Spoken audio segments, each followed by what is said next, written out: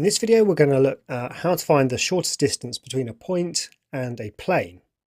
So, for instance, find the shortest distance between the point 5, 2, 6 and the plane r dot 110 equals -1.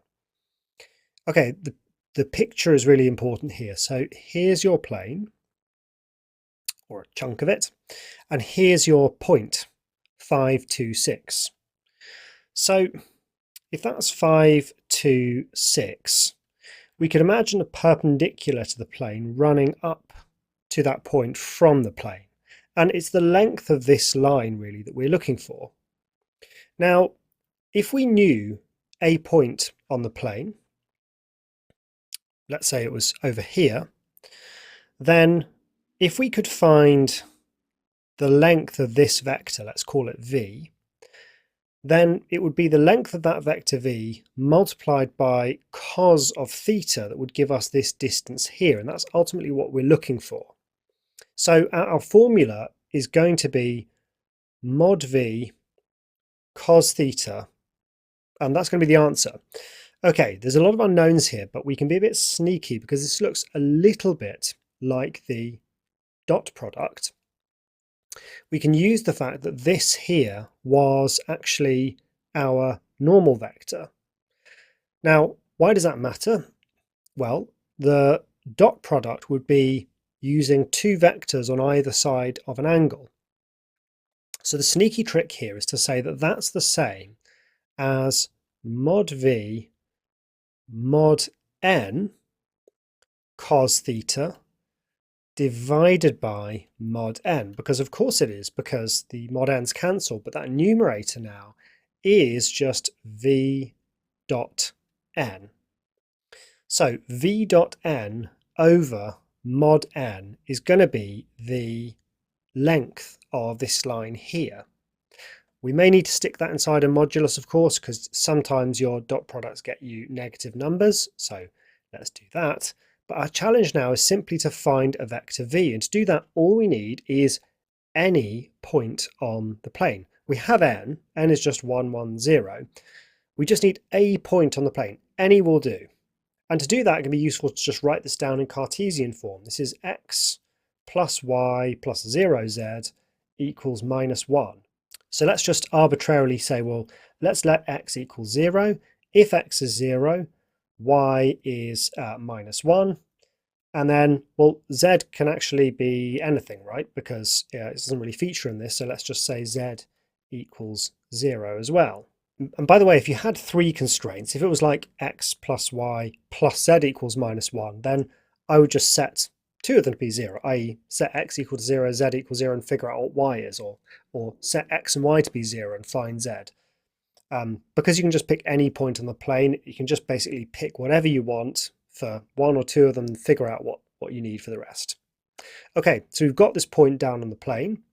So what is v dot n? Well, firstly, what is v? V is the line from this point up to this point. So this point here was 0, -1, 0. So our vector v is simply these coordinates up here minus the ones down here. So that's 5 minus 0, 2 minus -1, and 6 minus 0. Okay, we're now in a position to do this. So v dot n over modulus of n, all inside a modulus. We may not need that, let's see. So v dot n, that's going to be 5, 3, 6, dotted with n, that's our normal vector here, 1, 1, 0, all over the modulus of n, which is the square root of 1 plus 1 plus 0, which is 2. Turns out we're not going to need a modulus here because everything is positive. What do we get? 5 plus 3 plus 0, so that's 8 over root 2. We can rationalise it now. Multiply top and bottom by root 2, 8 root 2 over 2, that's just 4 root 2. And there we go, we found the shortest distance between that point and that plane. In summary then, it's this clever idea that it's any point on your plane connected with the point in question to form this vector v, v dot n divided by the modulus of n, and there you've got your shortest distance. Okay, let's try a similar question now, but we actually don't have our plane given in scalar form. We've just got 3 points that are on the plane. So in situations like this, we basically just have to find that the normal vector, because we need it as part of our distance formula. Recall, we're looking for v dot n over the modulus of n, and all of that inside a modulus if we need, where v is a line from any point on the plane to this point here. Okay, but we need n. We need a point which is perpendicular to the plane. So it needs to be, in particular, perpendicular to AB, because AB is on the plane, and that's 4.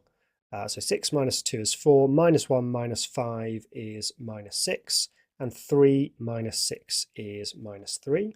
And it needs to be perpendicular to AC, because that's another line on the plane. You could have picked BC as well, but we only need 2.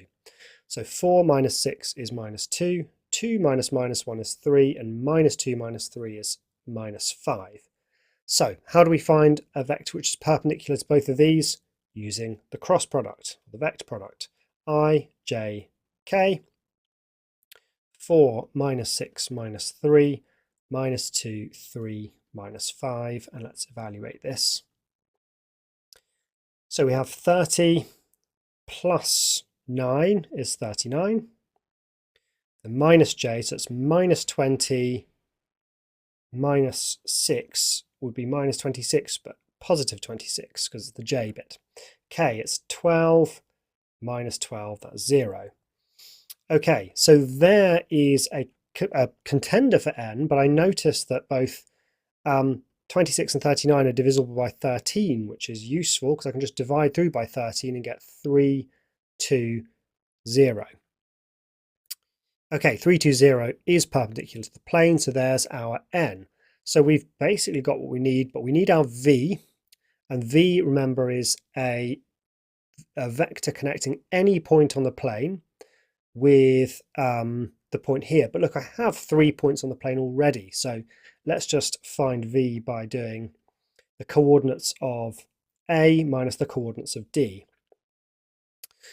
2 minus minus 1 is 3, 5 minus 3 is 2, and 6 minus 2 is 4.